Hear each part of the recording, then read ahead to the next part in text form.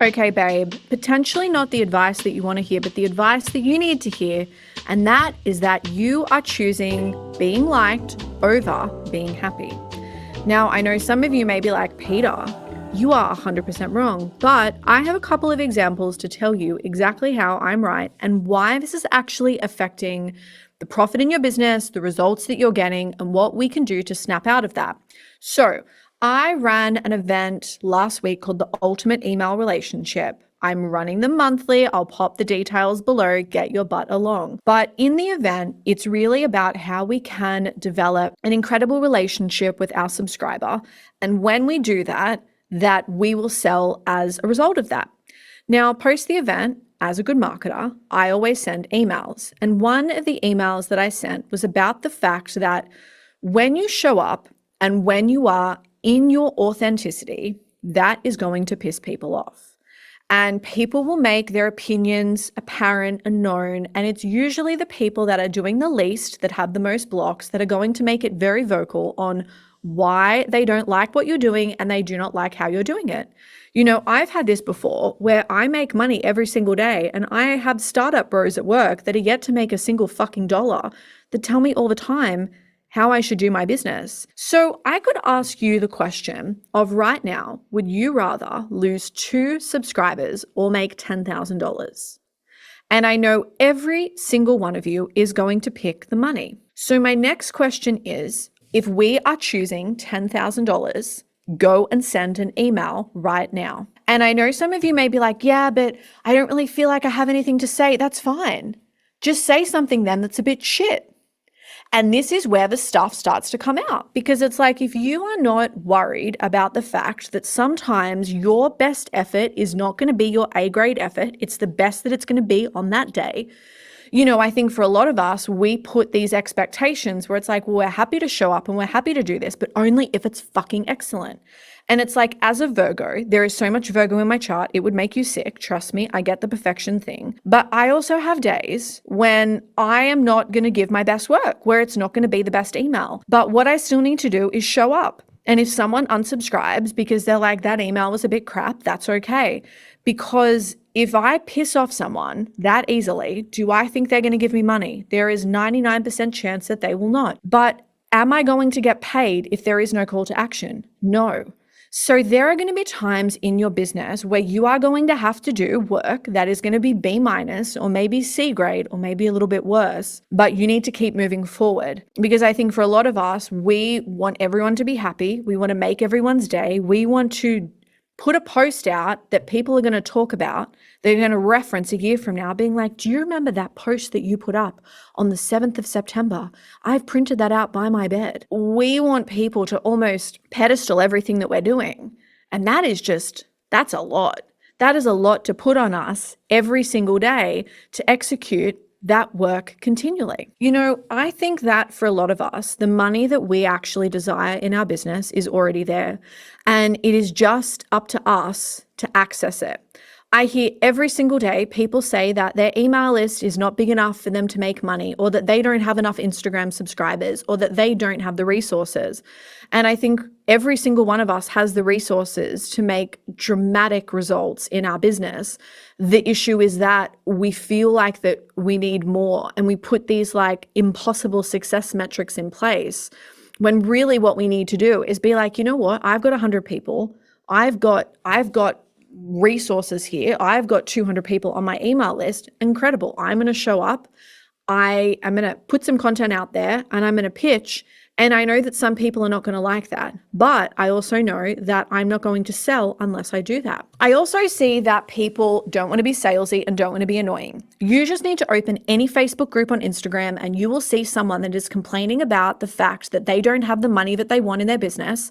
And then in the next sentence, but I don't want to be salesy.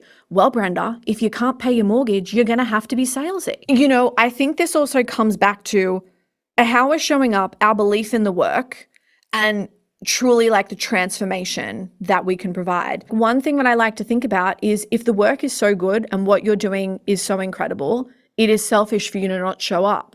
Because if the program is life-changing, if the product is amazing, people need that in their lives. And we don't want to kind of like hold ourselves back from that. So for me, I am happy to risk being a little bit annoying because I know that I have the strategy and the process that will make someone wealthy, that will make their business easier to run, that will buy their time back. I have that. And that the person that finds me annoying for whatever reason, the other side of that is that there is going to be someone who's like, oh my God, I'm so glad that she said that to me. I didn't even realize this was a thing. Let me shift some things around in my budget because I actually need to buy this. Because I find a lot of the time that when people find us annoying, there is going to be a percentage of people where that's actually about them. It's about the fact that they don't have the conviction to pitch, that they haven't put out a sales call to action in over a month, and they see you doing this regularly, and that pisses them off because they wish that they were you. They wish that they have the confidence, and guess what? They fucking don't. I want you to think about today and this week, would you rather lose 2 subscribers or 2 followers or make $10,000? And if you are picking the $10,000, what action are you going to take? How are you going to show up, and how can you do it in the next 10 minutes? No one is going to tell you to fuck off. No one is going to say, this is the worst day of my life. Like, just go to the drama for a second and imagine the worst case scenario. Do you really think that's going to happen? Absolutely not. Could you get left on red? Sure. Could someone unsubscribe? Sure. Could someone say, hey, no, not right now? Sure.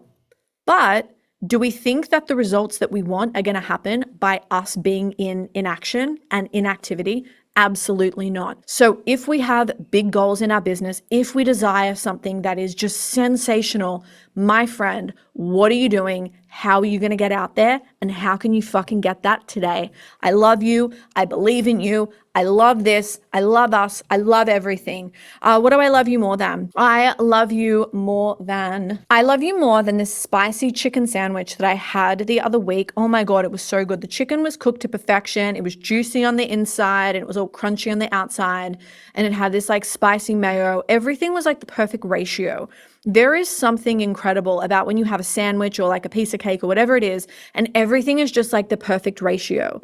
It's like, who was the Virgo that created this? I love you more than people that are great at their job and they are just so incredible and enthusiastic. I actually went to a new dentist and I got a clean, and my dental hygienist was just in the best mood, the best spirit. You can tell that she really loves her job, and there is just something so lovely when you can tell that they really love what they do, because we all know people that can't stand what they do. So when you see it, oh, I love that. I also love you more than sexy people that love to help me out. I feel like sexy and hot is an absolute state of mind. Like, you can be a 10 out of 10 looks wise, but if you have like a shit personality, you are not hot. So let's just clarify that. So I love you more than hot people that love to help me out. I've got like a little housing thing at the moment, not my current house, but like a former house. If you actually have a listen to the podcast episode, My Business Bought Me a Home, I actually think I go into that there. But, I've had to prepare some court documents. How fun. I'm clearly joking. And I've just had people that are just so willing to look at things free of charge, give me their time, help me out. They're in my co-working space. And I just think that generosity, oh my God, generosity makes me hard.